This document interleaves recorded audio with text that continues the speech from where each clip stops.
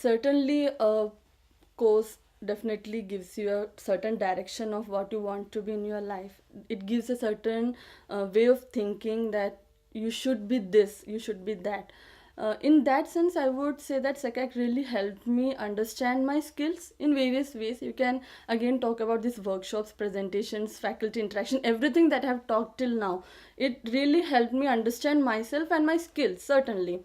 But developing that skills, I would say that the environment here in SECAC is kind of helping you roam around, understand what the world is like, and understand what you really want to be, interact with us, go on with your ideas, discuss the things with us. So it helped me understand that okay, I can be something more than working for someone else. So I started with working some agencies like Equus Letzel, Great Latitude, and other agencies. Then after 1.5 years, or you can say 2 years nearly, I switched to being an entrepreneur. I started my own agency.